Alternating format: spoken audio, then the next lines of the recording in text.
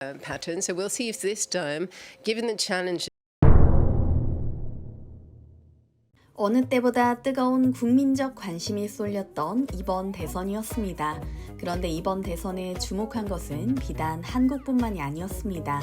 BBC, CBC, 뉴욕타임스 등 세계 각국의 주요 매체는 대선이 끝난 직후 당선자를 속보로 전했으며 한국의 미래가 바뀔 분기점이라 대서특필하기도 했는데요. 미국 MBC는 한국 민주주의의 저력을 보여준 선거로 한국 정치가 드라마를 넘어선 현실 쇼가 됐다고 보도했고, 영국 BBC는 대한민국의 미래뿐 아니라 아시아의 힘의 균형에 중대한 영향을 미칠 결과라고 분석했습니다. 뉴욕타임스는 당선자의 이력과 발언을 조명하며 그 누구도 예상 못한 반전의 승리라고 표현했죠. 반대로 일본 언론은 말 그대로 긴장을 감추지 못했습니다. 한일 관계는 어디로라는 제목의 긴급 특집이 방송됐고, 중국 관영 매체는 한국이 또 한 번 예측 불허의 길로 들어섰다며 불편한 속내를 드러내는 모습이었는데요. 이번 대선 결과의 의미와 향후 한국의 모습에 대해 심도 깊게 분석한 특집 방송을 지금부터 전해드립니다. On what has been its most turbulent time since democracy was installed there, an election this Tuesday looks like becoming a landslide victory for the Democratic Party. The new president would be Lee Jae-myung.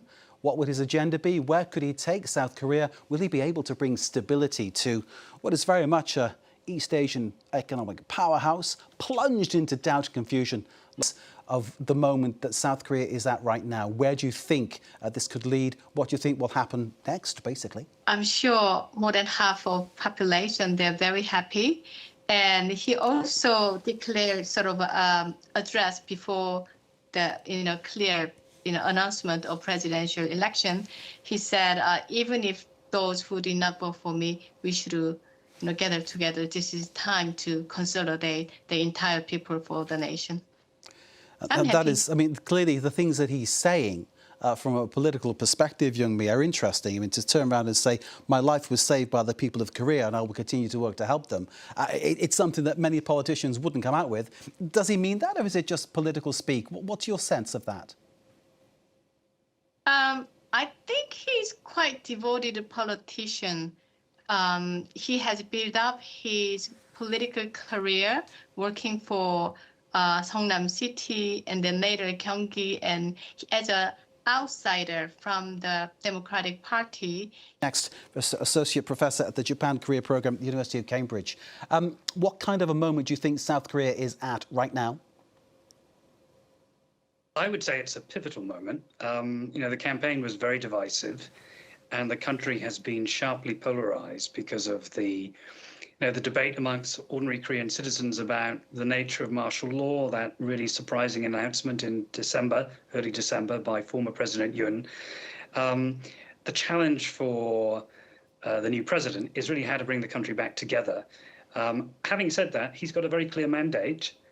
He's also in a very strong position politically, because not only has he won the presidency with, if you believe the exit polls, by a pretty clear margin of about 10% or more, but he also has his own party, the Democratic Party, in a very strong position in the National Assembly, holding about 2/3 of the seats in the parliament. And that gives him a really unique opportunity to try and govern effectively without really any credible opposition. It has to be said also that the PPP, the main Conservative Party, the People's Power Party, is really, I think, going to enter a period of real soul-searching now, having lost this election, having been so closely associated with former President Yoon.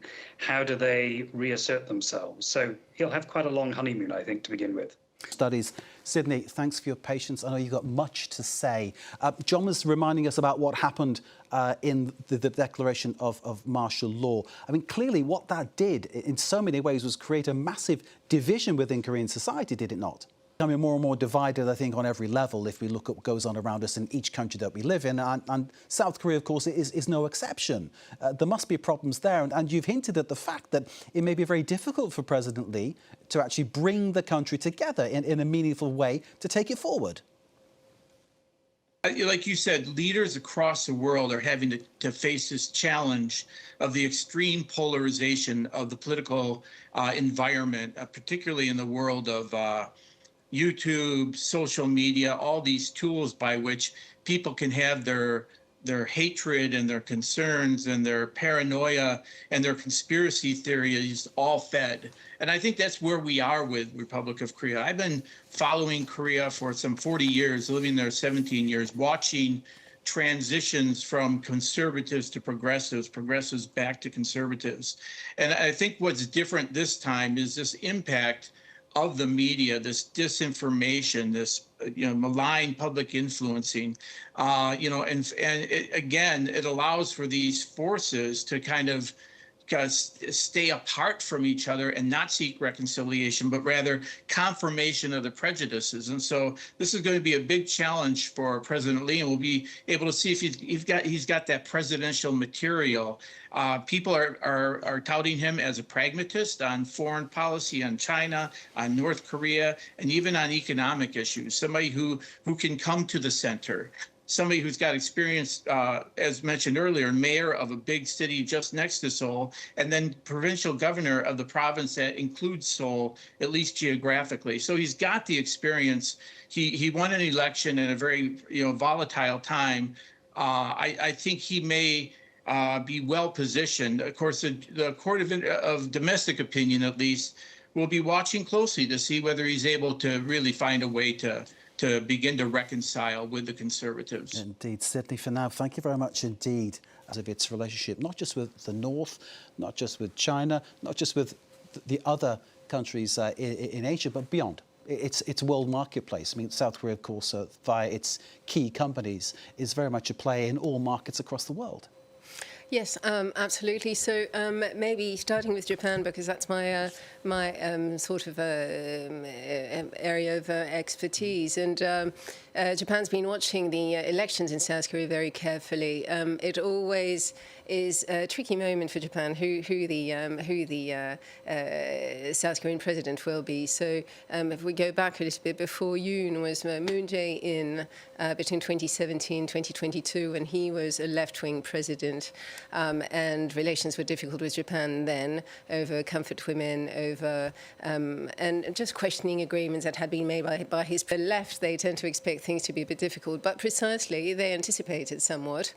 Broader context goes, I mean, things are so unpredictable with Donald Trump's presidency. It's hard to really say beyond that. I mean, I think Lee's interest would be to really make sure that things go relatively smoothly with the United States, and perhaps move out of that traditional pattern of neglecting relations with Japan, and whilst improving relations with North Korea or China, and also. 이처럼 전 세계의 시선이 한국 대선에 집중된 이유는 단순한 정치 이벤트가 아닌 동아시아 질서 변화 가능성이 걸려 있기 때문입니다. It was something that took the world by surprise and clearly had a massive impact on South Korea.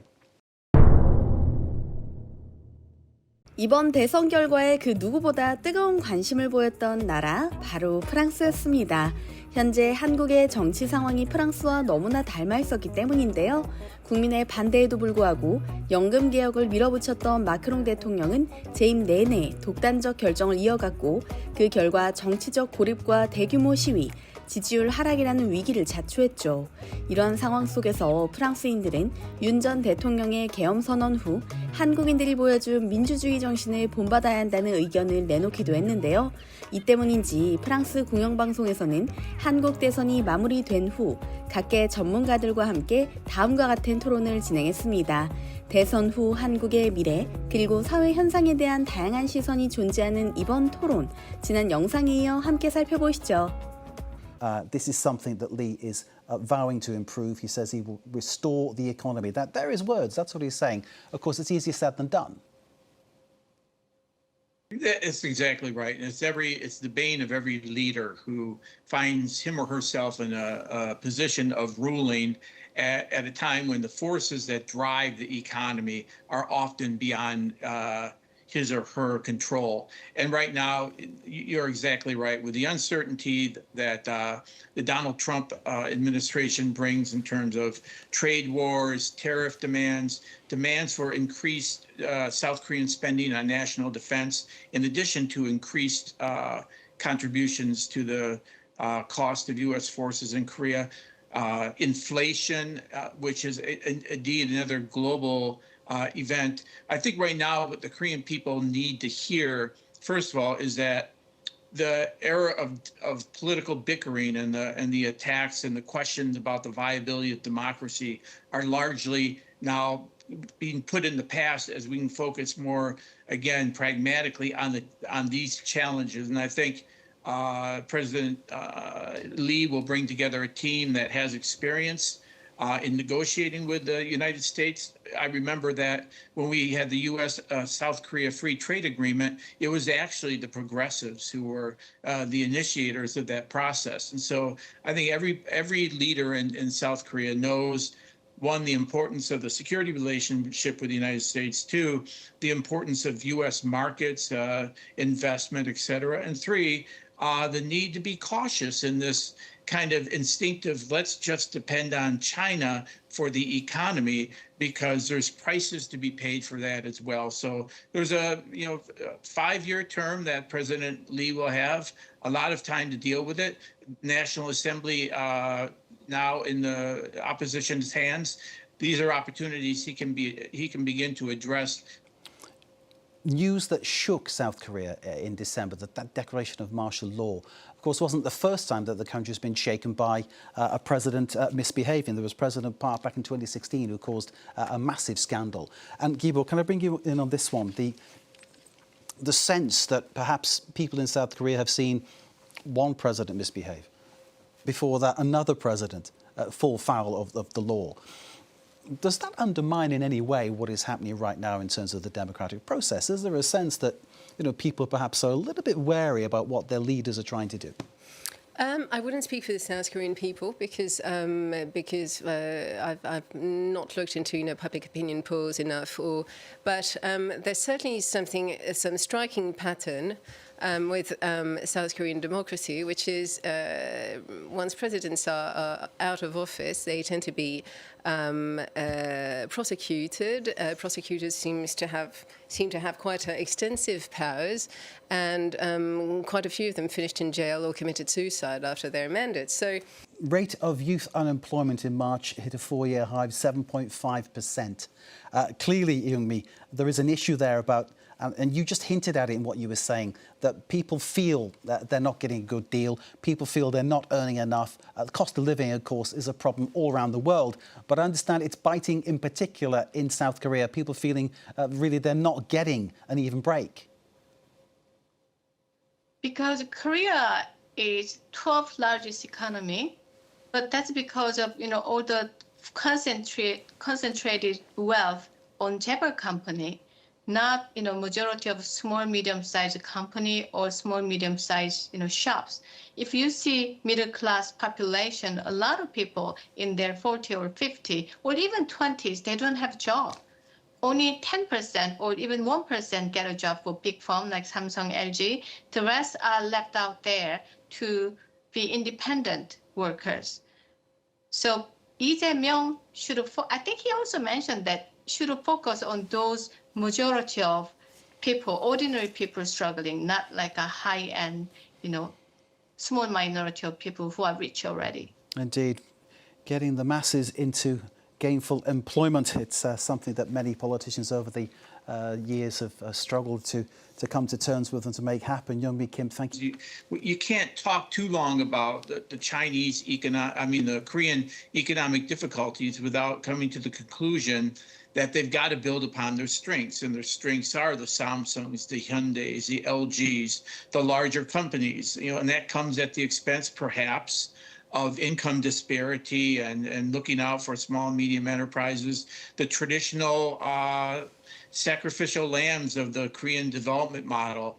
And I think going forward, again, if President Lee, because of President Lee's unique background, particularly human rights and labor issues, he could be the voice of the ones who are otherwise being sacrificed. But he's going to find himself turning to these larger companies where all the wealth is and all the technology is that have been the growth engine for Korea and will probably be the growth engine going forward. Sydney Sala, thank you very much indeed. Thanks to everybody for this debate. We're out of time, unfortunately. So much more to discuss, but that's the way. 이처럼 프랑스 언론이 주목한 한국 대선. 그 이면에는 단순한 정치 교체 이상의 의미가 숨어 있습니다. 2번의 대통령 탄핵, 수차례 대규모 촛불 시위, 그리고 마침내 감행된 정권 교체까지. 한국은 지난 수년간 민주주의의 시험대 위에 있었고 이번 대선은 그 마지막 불꽃이나 다름없었는데요. 과연 이번 선택이 희망으로 이어질 수 있을까요? 사상 최고의 실업률 아래 청년들은 절망하고 있고 중산층은 붕괴 중이며 소수 재벌만이 여전히 승승장구하는 현실 속에서 말이죠. 새로운 정권은 모두를 위한 경제를 약속했지만 과연 말뿐인 약속이 아닐지 의심하는 시선도 만만치 않은 것이 사실인데요. 프랑스처럼 시위와 고립의 수렁에 빠질 것인지 아니면 위기를 기회로 바꾸는 기적을 다시 한번 만들어갈 것인지 모두 함께 지켜봐야 할 때가 아닌가 싶습니다. He was stabbed in the neck last year, an assassination attempt during a public. Can he save the country from completely 혼돈의 시기가 지나고 대한민국을 이끌 새로운 리더가 선출되었습니다. 그 과정을 누구보다 관심 있게 지켜봤다는 캐나다 공영방송 CBC의 한국 특파원 루이스 챙 기자는 이렇게 묻습니다. 과연 이번 대선 결과가 위기에 빠진 한국을 구할 수 있을까라고 말이죠. 한국에 거주하며 여러 이슈를 심도 깊게 다룬 탐사 보도로 주목받아온 그가 치열한 선거전 뒤에 남겨진 현실과 앞으로의 도전에 대해 입을 열었습니다. 영상으로 함께 보시죠. I want to show you a picture that tells you everything you need to know about South Korean politics right now and the election they've just had. This is Lee Jae-myung, fresh off his big election night win, his opposition party victorious. He seems happy enough, but he is also aware in this moment that his enemies want him dead. The glass in front of him is bulletproof. In other photos we've seen, he's taken to wearing a protective vest under his jacket, and his security detail regularly flanked on either side by men with briefcases. Those are ballistic briefcases. They're like armor, tough enough to stop bullets, and they can expand into a kind of multi-panel shield when needed. If you're a Canadian like me, this seems extreme. But South Korea is a country in political crisis. It's rotated now through 5 presidents in 5 months. Lee, the guy with the crazy security, he was stabbed in the neck last year, an assassination attempt during a public event. His opponents call him a dictator and a monster, and he just became South Korea's new president. Question is, can he save the country from completely unraveling? It's nighttime in South Korea. They've just had their election, and a joint exit poll by the country's broadcasters give Lee Jae-myung of the Democratic Party a comfortable 12-point lead. That's enough to project him as the winner of the presidential election, and there should be an official declaration along those lines hours from now, maybe even by the time you watch this video. Exit polls in South Korea are usually pretty accurate. But looking at the outcome, you can think of the Democratic Party as the more left-leaning mainstream party in South Korea, and you can think of Lee, at least in this chapter of the story, as the man who led the bitter impeachment of his predecessor, Yoon Suk-yeol, of what was the ruling People Power Party. He was the first sitting South Korean president ever to be arrested. And just to give you the backstory here, these two faced off against each other before, in the past, with Yoon coming out ahead, barely. But then, less than 2 years into his presidency, he declared martial law under what were later determined to be very dubious pretenses, basically a power grab, which led to his arrest, impeachment, and removal from office. So Lee wins in the end. But Yoon's legacy, his ouster, his parade of replacements, the chaotic lack of consensus around the direction of anything in this country, this has created a colossal fracture.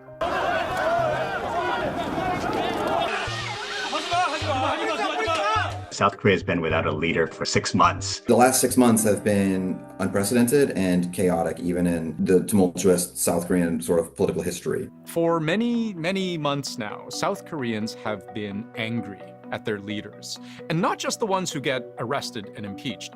According to the BBC, it became commonplace to chant for various political leaders to be executed. And in March, even the frontrunner and eventual winner of this week's presidential election, police reportedly uncovered an assassination plot against him. As one writer put it, and I'm just going to read this whole thing because there's a lot here, political polarization has reached extreme levels. Social media feeds are filled with conspiracy theories, disinformation, and personalized attacks. Accusations of being pro-Chinese, pro-North Korean, or traitorous are thrown around as routine political rhetoric. Trust in institutions, from the presidency to the judiciary, has sharply declined. So this is the backdrop for what has just unfolded in South Korea. At this point, I should at least mention the second place candidate in this election, Kim Moon-soo of the People Power Party. Yes, the same People Power Party, formerly under the leadership of disgraced President Yoon Suk-yeol. Kim's challenge was always going to be whether he could adequately distance himself and his party from the catastrophic mess of its former leader. He was a defender of Yoon's right as the chief executive to declare martial law in the event of some sort of national emergency. But he also had leverage because his opponent, the frontrunner, the eventual winner of the election, both he and his wife have been embroiled in criminal accusations and charges. Let's start with his wife. Fined for misusing a government credit card while her husband was a provincial governor.